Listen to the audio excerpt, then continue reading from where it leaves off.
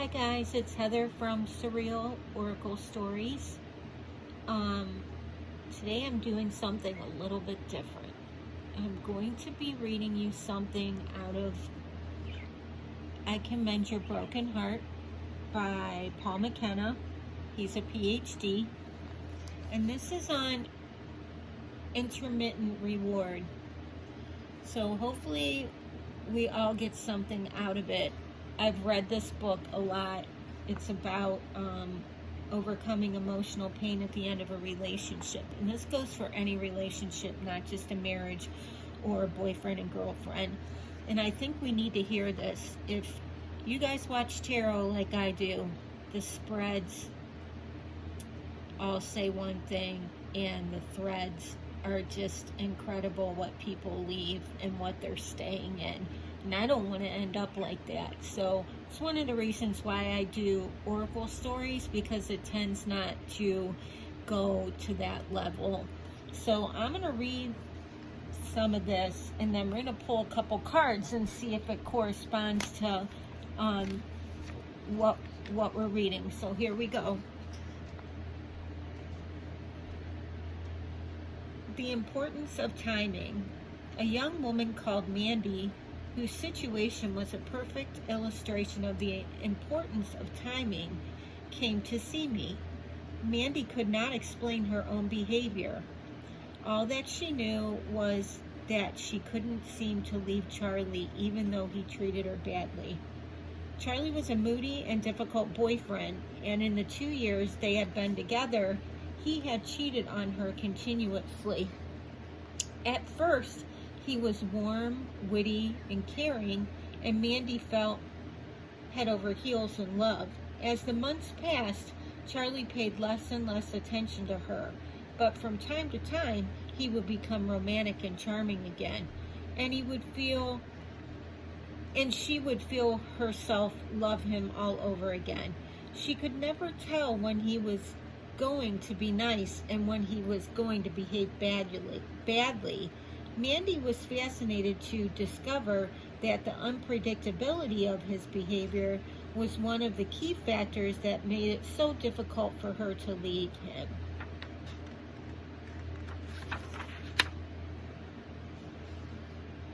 It's called the law of intermittent reinforcement. A very clear example of the same phenomenon in humans is gambling.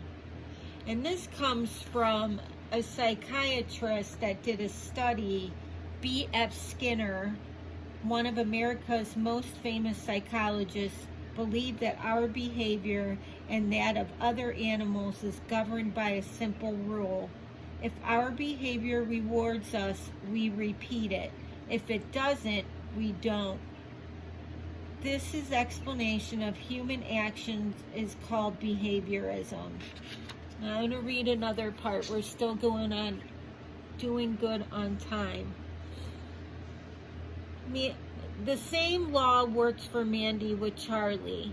After the first month or so, she felt that Charlie wasn't behaving as though he really loved her. But at random intervals, he would become warm and loving again. She kept hanging in there, and from time to time, just when she was about to give up, they would have a crisis. She would promise to mend his ways, and for a little while, everything would be lovely. Charlie's likable behavior was intermittent and unpredictable. That reinforced her willingness to give him one more chance. Intermittent reinforcement is so powerful that we overlook what is actually happening, because what we want to happen might just do so at any moment. Let me reread that. Intermittent reinforcement is so powerful that we overlook what is actually happening, because what we want to happen might just do so at any moment. Mandy put up with Charlie's dreadful behavior for so long because she was always focusing on what might happen and ignoring her feelings about what he actually did. Let's see what cards we get, and then we'll go back to this if we have time. I'm curious.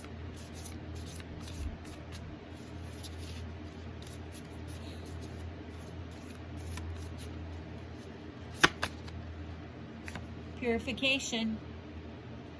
Purify yourself. Purify your behavior and get away from whomever is doing this to you, if they are doing it to you, which I can almost bet that's what's happening. Let's pull one more.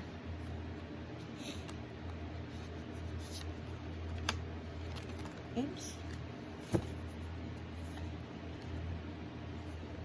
Grateful persistence. See that wingspan on that hawk? You just remember you will soar like this bird, and you'll get the hell out of whatever mess you've got yourself in. Persistence is like resiliency. It'll propel you to do the most things that you never thought you'd be able to do. Let's keep going. This is called breaking free. And this might really help everyone. Richard Bandler has a friend who runs a shelter for women who have been abused by their partners. His friend couldn't find a way to persuade some of the women to stop giving their partners just one more chance. They went back and got abused again and again. Eventually, one of the women was killed by her partner. That's when Richard was asked to help. He started by interviewing the women from the refuge who had successfully left abusive relationships. He wanted to find out what had taken place, what allowed them to leave. He made a fascinating discovery. They all said something like, "I kept thinking about all the bad things that happened over and over again."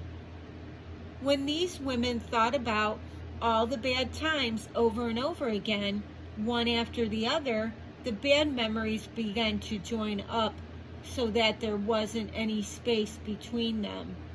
Previously, the intermittent reinforcement of the occasional good times had kept them attracted. Then all the bad memories joined up until their cumulative effect broke an intermittent reinforcement. Now, whenever they thought of their ex, all they could remember was the abuse and pain and fear. They could no longer maintain any attachment to the idealized view they had of him. The bad feelings built up until the woman reached a point where they could not reverse the process. One more bad experience was the straw that broke the camel's back. They couldn't think of their ex-partner in the same way again. They had crossed a threshold. Richard decided to teach the other women in the refuge how to remember all the bad times joined together so they could feel their full effect. The psychological mechanism that causes us to cross a threshold is in us all. When we have enough bad experiences close together, we have to change.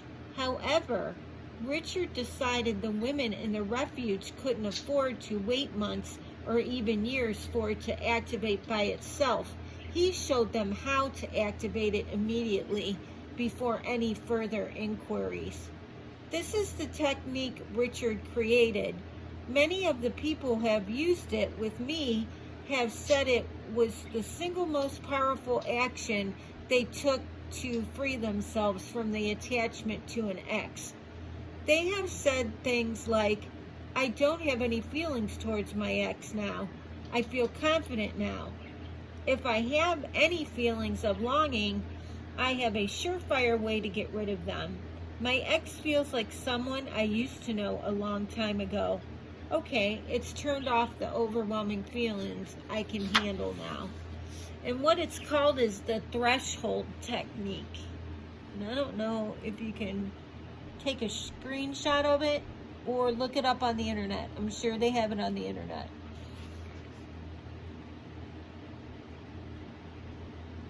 I'm not going to sit and read it all. I'm sorry I sniffed. I'm like, we have like pollen or something going on here. I woke up and it's just crazy. it's mostly like bringing up pictures. It's like a movie reel, how it like goes, like you keep replaying the movie in your mind. And this does work. Here, let me put it like this to see if you can. But I'm almost positive if you Google it, the threshold technique, you're gonna end up getting the you're gonna end up getting it online. So that's just a little bit, and I think once a week, maybe on Thursdays or Fridays, I'm gonna read out of this book. Let's pull a couple cards and then we'll go, because I'm almost at 12 minutes, and I'm trying to keep these under 15.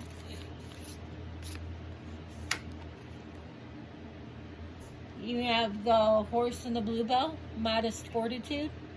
So keep modest and humble. Keep your virtues.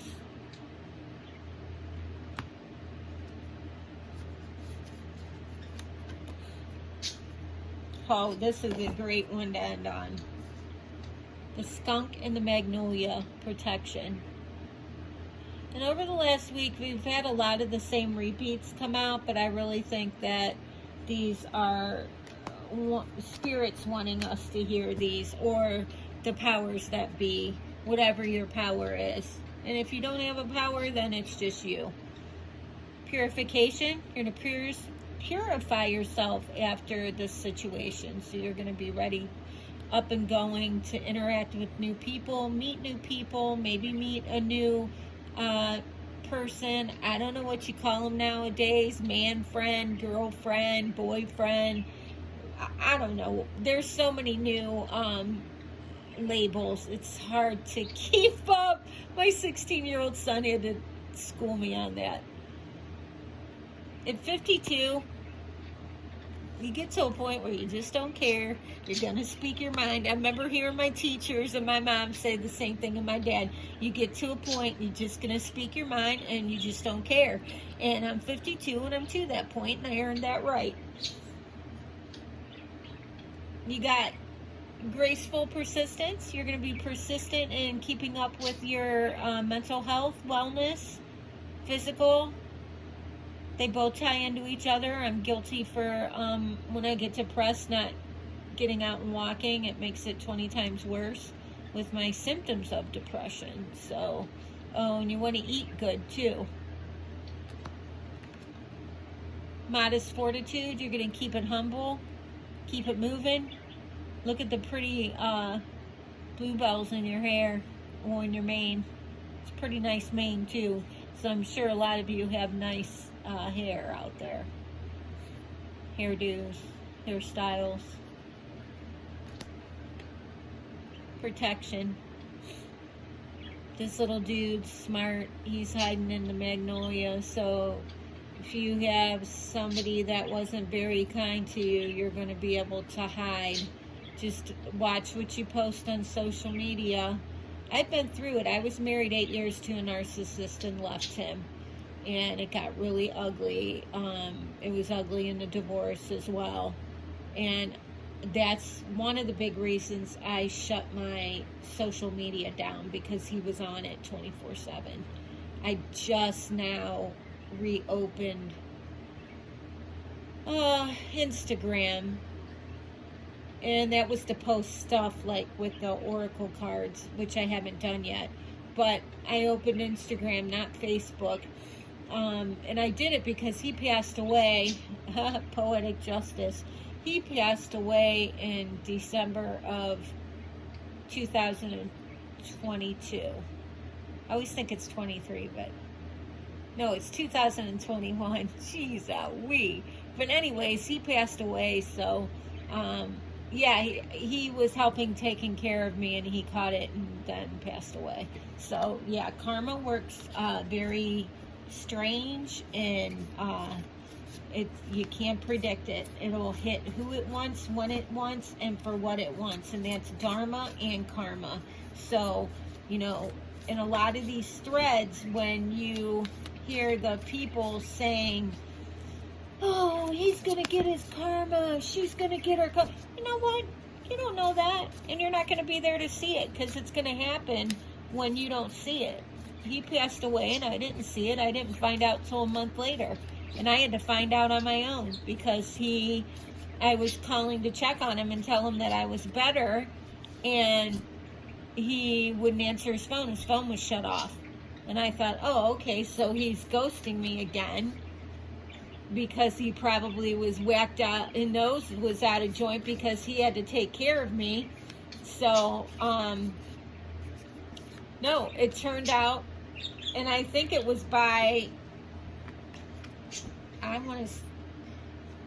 don't believe in God, but I think it was by the grace of God. Like, somebody was actually over my shoulder, and maybe it was him, and it just led me to Google his name and the death notices came up, and he was a pretty well-known singer, and an artist, so he had a lot of eulogies done for him, and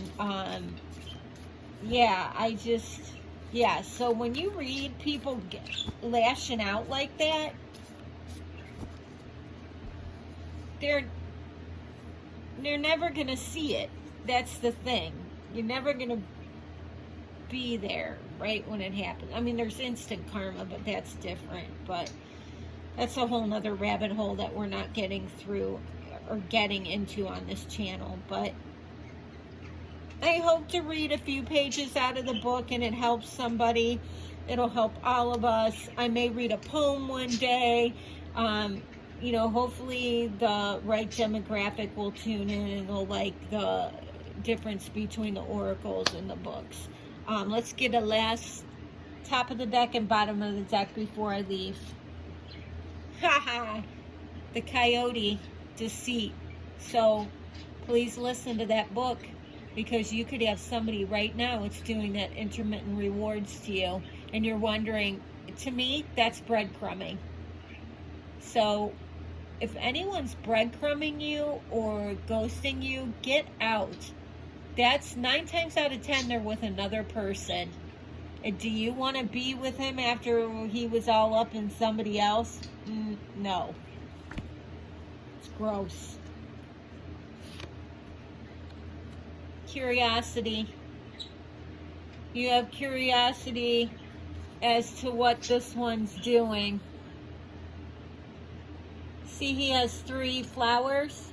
I hate to do this, but he probably has a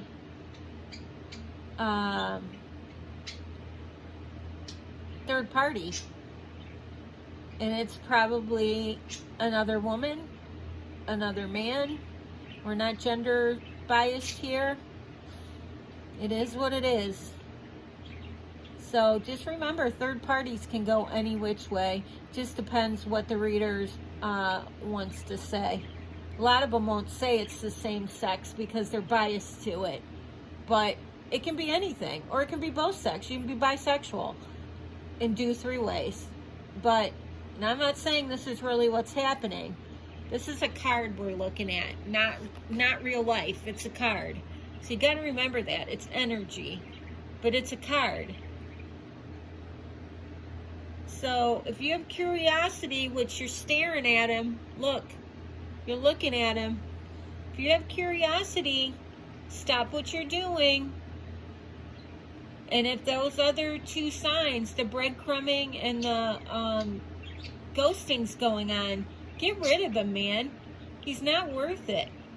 Do you want to get something that another person has? Because a lot of STIs are not trackable until they come out. Like herpes, you won't know that you have them until the rash appears, and it usually comes out with trauma.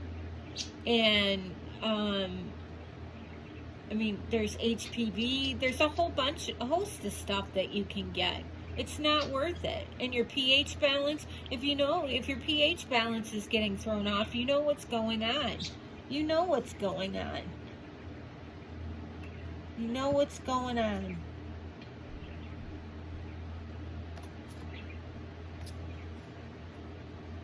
Trust in the invisible. You might not see it now, but you're going to end up in a lot better life than what you are with this. With this. Take a good look at him.